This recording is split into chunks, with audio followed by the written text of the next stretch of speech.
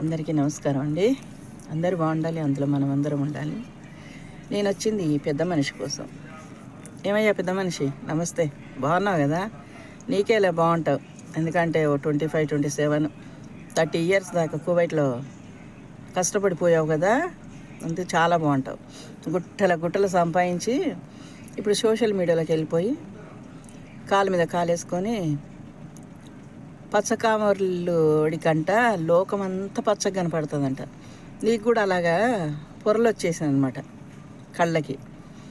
అందుకు దిక్కుతోచగా వాగుతూ ఉన్నాం.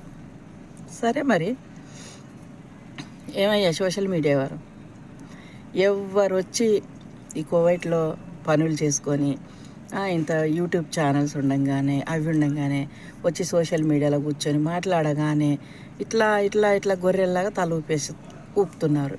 ఎంతవరకు కరెక్ట్ అండి?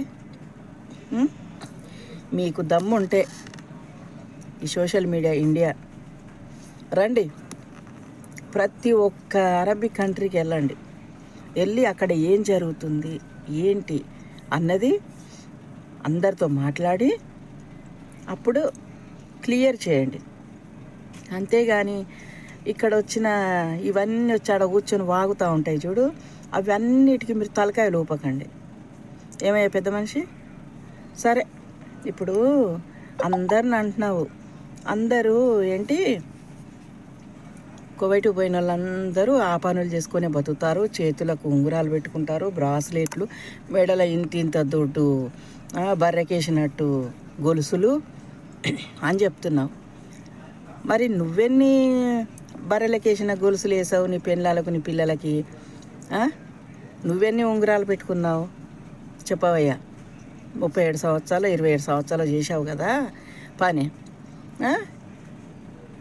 ఈ సోషల్ మీడియా వింటున్నారు కదా, దీన్ని అతను మాట్లాడేటివి కూడా మీరు అరబ్బీలో వెయ్యండి మాటలు. అరబిక్లో కూడా మీరు ఏమంటారు చేసి ట్రాన్స్లేషన్ చేసి వెయ్యండి.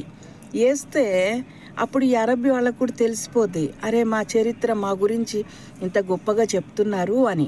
అప్పుడు కానీ వాడు ఏ మూలున్నా తీసుకొచ్చి బొక్కలు వేసి తొక్కుతారనమాట. అర్థమైందా? ఆ పనులు చేయండి, ఓకేనా? మరి నువ్వు ఇప్పుడు అందరు ఆడోళ్ళు, ఎందుకు అందరు ఆడోళ్ళు అంటున్నావు? అందరు కువైట్లు ఎవరు చేశారయ్యా? ఇక్కడికి వచ్చి ఇండియాలో ప్రభుత్వాలు ఏమంత అందరికి ఉద్యోగాలు ఇచ్చిపోయినాయి, ఏమంత అందరు బతికిపోతున్నారు చెప్పరు? ఇండియాలో అంతా బాగుంటే